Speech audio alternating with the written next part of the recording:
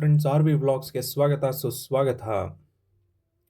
ಪ್ರಪಂಚದಾದ್ಯಂತ ಕೊನೆ 3 ದಿನಗಳಿಂದ ಒಂದು ವಿಷಯ ತುಂಬ ಪ್ರಚಲಿತದಲ್ಲಿದೆ. ಏನು ಆ ವಿಷಯ ಅಂತ ಹೇಳಿದ್ರೆ, ಯಾವುದೋ ಒಂದು ದೇಶದ ಅಧ್ಯಕ್ಷನನ್ನು ಇನ್ಯಾವುದೋ ಒಂದು ದೇಶದ ಸೇನೆ ಹಿಡ್ಕೊಂಡು ಹೋಗಿರ್ತಕ್ಕಂತಹ ಒಂದು ವಿಷಯ.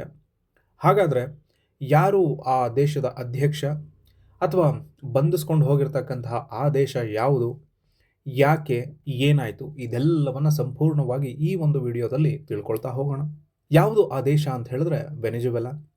ಈ ವೆನೆಜುವೆಲಾ ದಕ್ಷಿಣ ಅಮೆರಿಕ ಖಂಡದ ಉತ್ತರ ಭಾಗದಲ್ಲಿ ಕಂಡುಬರ್ತಕ್ಕಂತಹ ಒಂದು ದೇಶ.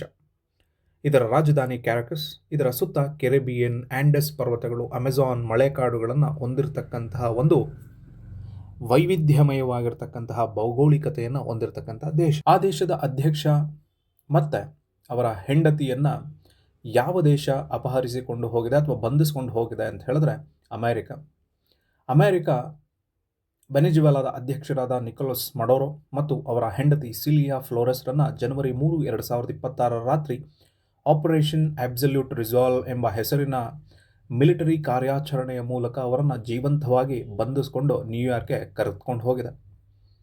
ಇವರ ಮೇಲೆ US ಫೆಡರಲ್ ಕೋರ್ಟಲ್ಲಿ ನಾರ್ಕೋ ಟೆರರಿಸಮ್ ಮತ್ತು ಇತರ ಗಂಭೀರ ಅಪರಾಧಗಳನ್ನು ಹೊರಿಸಿದೆ. ಇದರೊಂದಿಗೆ drug trafficking, cocaine, Cartel de los Soles, ಇತರ ಅಂತಾರಾಷ್ಟ್ರೀಯ ಅಪರಾಧಗಳು ಮತ್ತು ಹಿಂಸಾತ್ಮಕ ಘಟನೆಗಳಲ್ಲಿ ಇವರ ಕೈವಾಡವಿದೆ ಅಂತ ಹೇಳಿ ಅಮೆರಿಕ ಇವರನ್ನು ಬಂಧಿಸಿಕೊಂಡು ಹೋಗಿದೆ. ಇವರ ಬಂಧನಕ್ಕೆ ಅಮೆರಿಕ ಬಳಸ್ಕೊಂಡಿರ್ತಕ್ಕಂತಹ ಒಂದು ಕಾರ್ಯಾಚರಣೆಗೆ ಒಳಪಟ್ಟಿರ್ತಕ್ಕಂಥದ್ದು ಏನನ್ನು ಬಳಸ್ಕೊಂಡಿದೆ? ಇವರ ಬಂಧನಕ್ಕೆ ಅಮೆರಿಕವು 150ಕ್ಕಿಂತ ಹೆಚ್ಚು ಯುದ್ಧ ವಿಮಾನಗಳು, special forces is nothing but delta force, CIA ಇವರುಗಳ ಸಹಭಾಗಿತ್ವದೊಂದಿಗೆ ಈ ಕಾರ್ಯಾಚರಣೆಯನ್ನು ನಡೆಸುವ ಮೂಲಕವಾಗಿ ಅವರನ್ನು ಬಂಧಿಸಿಕೊಂಡು ಕರೆತರಲಾಗಿದೆ. ಈ ರೀತಿ ಒಂದು ದೇಶದ ಅಧ್ಯಕ್ಷನನ್ನು ಇನ್ನೊಂದು ದೇಶ ಕೊಂಡು ಕರೆತರಲಾಗಿದೆ ಅಂತ ಹೇಳಿದಾಗ ಅಂತಾರಾಷ್ಟ್ರೀಯ ಕಾನೂನುಗಳು ಇದನ್ನು ನೋಡಿದಾಗ ಏನು ಹೇಳ್ತವೆ? ಅಂತಾರಾಷ್ಟ್ರೀಯ ಕಾನೂನಿನ ಅಡಿಯಲ್ಲಿ ಬರ್ತಕ್ಕಂಥ UN charter article 2(4) prohibition on use of force. ಯಾವುದೇ ಒಂದು ದೇಶ ಮತ್ತೊಂದು ಸ್ವತಂತ್ರ ದೇಶದ ಮೇಲೆ ತನ್ನ ಸೈನ್ಯವನ್ನು ಬಳಸಿ ಅಥವಾ ಬಳಕೆಯನ್ನು ಮಾಡಬಾರ್ದು, ಆ ದೇಶದ ಸ್ವಾಯತ್ತತೆಯನ್ನು ಅಥವಾ ಸಾರ್ವಭೌಮತೆಯನ್ನು ಉಲ್ಲಂಘಿಸಬಾರ್ದು ಅಂತ ಹೇಳುತ್ತೆ. ಆದರೆ ಅಮೆರಿಕ ಮಾಡಿರ್ತಕ್ಕಂಥದ್ದು ಇದೇ ಇವಾಗ. ಹಾಗಾದರೆ ಯಾವ ಸಂದರ್ಭದಲ್ಲಿ ಒಂದು ದೇಶ ಇನ್ನೊಂದು ದೇಶದ ಮೇಲೆ ಮಿಲಿಟರಿ ಕಾರ್ಯಾಚರಣೆಯನ್ನು ನಡೆಸ್ಬೋದು ಅಂತ ಹೇಳಿದಾಗ ಮೊದಲನೇ ಅಂಶ ಏನು ಅಂತ ಹೇಳಿದ್ರೆ UN ಸೆಕ್ಯೂರಿಟಿ ಕೌನ್ಸಿಲ್ ಒಪ್ಕೊಂಡಿದ್ದಾಗ. ಎರಡನೇ ಅಂಶ ಏನು ಅಂತ ಹೇಳಿದ್ರೆ ಆ ದೇಶದ ಅಂದರೆ ಬಂಧನಕ್ಕೆ ಒಳಪಟ್ಟಿರ್ತಕ್ಕಂತಹ ದೇಶ ಏನಿದೆಯಲ್ವಾ, ಆ ದೇಶ ಒಪ್ಕೊಂಡಾಗ ಇನ್ನೊಂದು ದೇಶ ಬಂದು ಅಲ್ಲಿ ಏನು ಮಾಡ್ಬೋದು, ಮಿಲಿಟರಿ ಕಾರ್ಯಾಚರಣೆಯನ್ನು ಮಾಡಬಹುದು. ಮೂರನೇ ಒಂದು ಅಂಶ ಏನು ಅಂತ ಹೇಳಿದ್ರೆ ಸೆಲ್ಫ್ ಡಿಫೆನ್ಸ್. ಇಲ್ಲಿ ಅಮೆರಿಕ ಕೊಡ್ತಾ ಇರತಕ್ಕಂತಹ ಒಂದು ಮಾತೇನು ಅಂತ ಹೇಳಿದ್ರೆ, ನಾನು ನನ್ನ ಸೆಲ್ಫ್ ಡಿಫೆನ್ಸ್ಗೋಸ್ಕರ ಇದನ್ನು ಮಾಡಿದೆ ಅಂತ ಹೇಳ್ತಾರೆ. ಸೆಲ್ಫ್ ಡಿಫೆನ್ಸ್ ಅಂತ ಹೇಳಿದ್ರೆ ಯುದ್ಧ ಅಥವಾ ಮಿಲಿಟರಿ ಕಾರ್ಯಾಚರಣೆ ನಡೆದಾಗ ಅದಕ್ಕೆ ರಿಟಾಲಿಯೇಟ್ ಆಗಿ ನಾವು ಮಾಡ್ತಕ್ಕಂಥದ್ದು. ಆದರೆ ಇಲ್ಲಿ ನಡೆದಿರ್ತಕ್ಕಂಥದ್ದೇನು, ಡ್ರಗ್ ಟ್ರಾಫಿಕಿಂಗ್ ವಿಷಯ. ಸೊ ಇಂತಹ ಸಂದರ್ಭದಲ್ಲಿ ಅಮೆರಿಕ ಇನ್ನೊಂದು ಅಂಶವನ್ನು ಮುನ್ನೆಲೆಗೆ ತರುತ್ತೆ. ಏನದು ಅಂತ ಹೇಳಿದ್ರೆ ಕಿರ್ ಫ್ರೆಸ್ಬಿ ಸಿದ್ಧಾಂತ ಅಂತ ಹೇಳಿ ಕರೀತಾರೆ.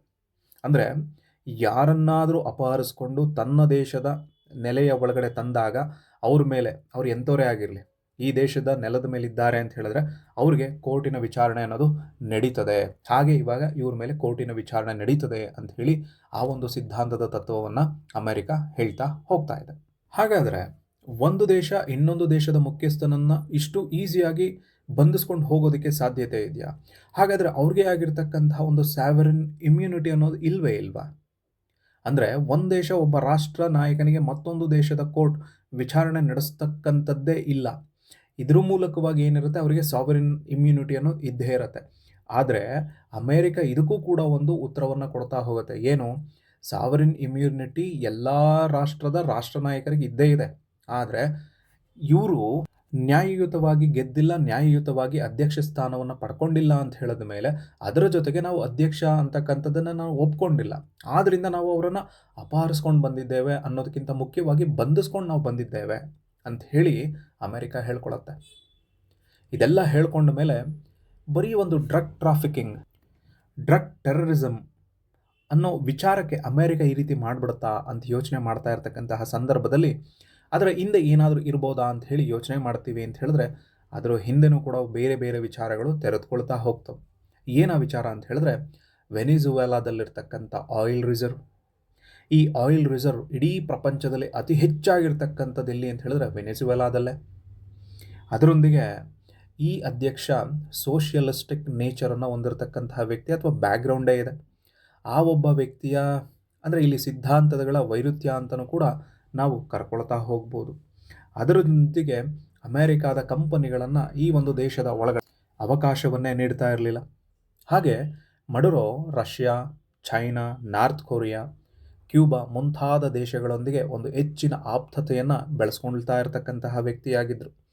ಹೀಗೆ ಆಪ್ತತೆ ಬೆಳ್ಕೊಳ್ತಾ ಹೋಯಿತು ಅಂತ ಹೇಳಿದ್ರೆ ಇವರು ಅಲ್ಲಿ ಇನ್ವೆಸ್ಟ್ಮೆಂಟ್ ಮಾಡೋದ್ರ ಮೂಲಕವಾಗಿ ತಮ್ಮ ದೇಶದ ಪವರನ್ನು ಬೆಳೆಸ್ಕೊಳ್ಳೋದ್ರ ಮೂಲಕವಾಗಿ ನನ್ನ ಎದುರುಗಡೆ ನಿಂತ್ಕೊಳ್ತಾರಲ್ವಾ, ಹಾಗೆ ನಾನೇ ನೇರವಾಗಿ ರಿಸರ್ವನ್ನು ನನ್ನ ಒಂದು ಕಪಿಮುಷ್ಟಿಗೆ ತೆಗೆದುಕೊಂಡ್ರೆ ನಾನು ಇನ್ನೂ ಹೆಚ್ಚಿನದಾಗಿರ್ತಕ್ಕಂಥ ಸೂಪರ್ ಪವರನ್ನು ಬೆಳೆಸ್ಕೊಳ್ಬೋದಲ್ವಾ ಅಂಥೇಳಿ ಅಮೆರಿಕ ಈ ರೀತಿಯಾಗಿರ್ತಕ್ಕಂಥ ಒಂದು ಯೋಚನೆಯನ್ನು ಮಾಡಿ ಬಂಧಿಸ್ಕೊಂಡು ಇರಬಹುದು. ಇದು ಅಂತಾರಾಷ್ಟ್ರೀಯ ಮಟ್ಟದಲ್ಲಿ ನಾವು ನೋಡಿದಾಗ ಈ ರೀತಿಯ ಗಮನವನ್ನು ಸೆಳೀತಾ ಹೋಗುತ್ತೆ. ಹಾಗೆ ಭಾರತದ ಮಟ್ಟಿಗೆ ನಾವು ಇದನ್ನು ನೋಡ್ತೀವಿ ಅನ್ನೋದಾದರೆ ಭಾರತಕ್ಕೆ ಇದರಿಂದ ಏನಾದರೂ ಉಪಯೋಗ ಆಗತ್ತಾ ಅಥವಾ ಇದರಿಂದ ಏನಾದರೂ ದುರುಪಯೋಗ ಆಗತ್ತಾ ಅಂತ ಹೇಳಿದ್ರೆ, ಭಾರತ ಮೊದಲಿನಿಂದ ನಂಬ್ಕೊಂಡ್ಬಂದಿರತಕ್ಕಂತಹ ವಿಷಯಗಳು ಏನು ಅಂತ ಹೇಳಿದ್ರೆ, ಒಂದು ಸ್ವಾಯತ್ತತೆ, ಹಸ್ತಕ್ಷೇಪವಿಲ್ಲದ ರಾಜಕೀಯ, ನಿಯಮಾಧಾರಿತವಾಗಿರ್ತಕ್ಕಂಥ ವಿಶ್ವ ವ್ಯವಸ್ಥೆ ಇದಿರಲೇಬೇಕು ಅಂತ ನಂಬ್ಕೊಂಡ್ಬಂತು.